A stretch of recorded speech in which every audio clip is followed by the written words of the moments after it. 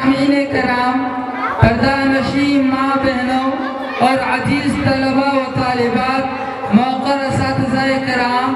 آج کے اس پربہار محفل میں جس مقصد کے لیے ہم لوگ اکٹھا ہوئے ہیں، میں چاہتا ہوں قبل اس کے کہ پروگرام کا آغاز کیا جائے کچھ تمہیدی کلام آپ معزز سامعین کے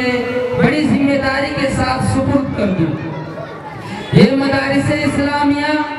دین کے وہ قلعے ہیں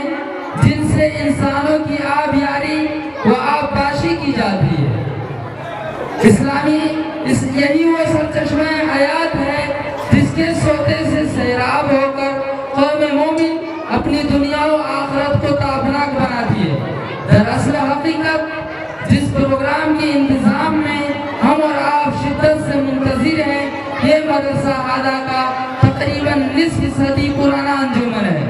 جس انجمن کا نام انجمن تہذیب اللسان و انجمن تہذیب الکلام طلبہ و طالبات مدرسہ ہادہ ہے،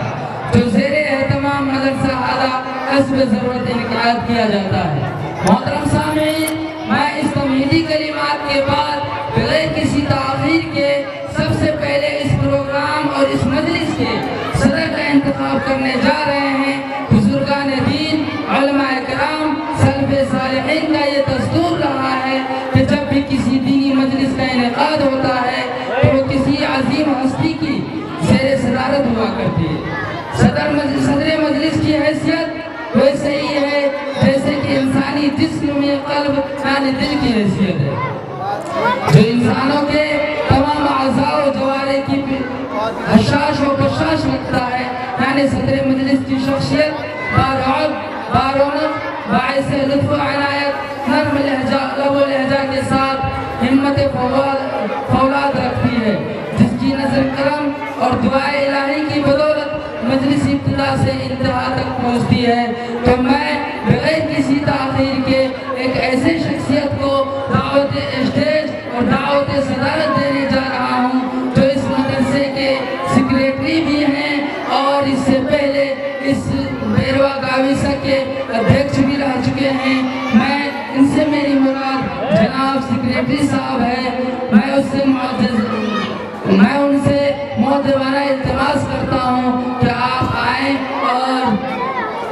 صدارت کے کرسی پر جلوہ افروز ہو کر ہم تمام لوگوں کی ہمت افزائی کریں گے۔ اس کے بعد میں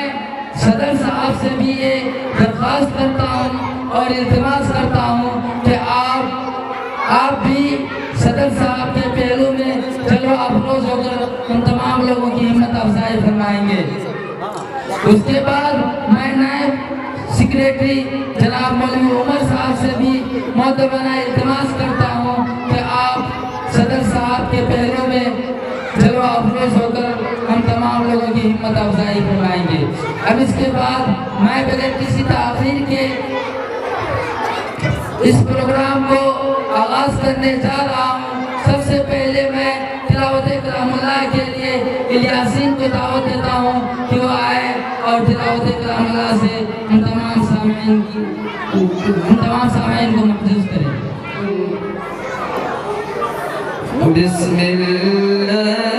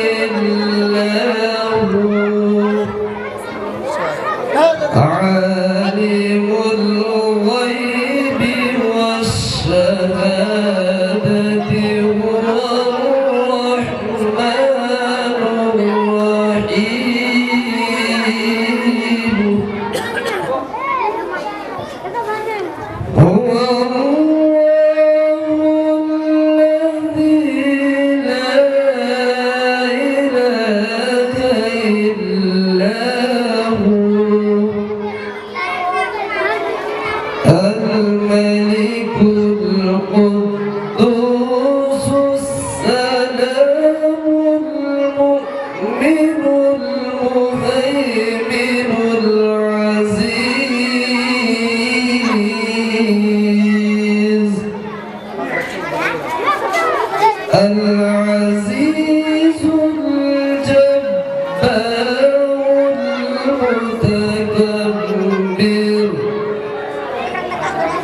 سبحان الله عما يشركون هو الله الخالق البارئ المصور له الأسماء الحسنى يسبح له ما في السماوات والأرض وهو العزيز الحكيم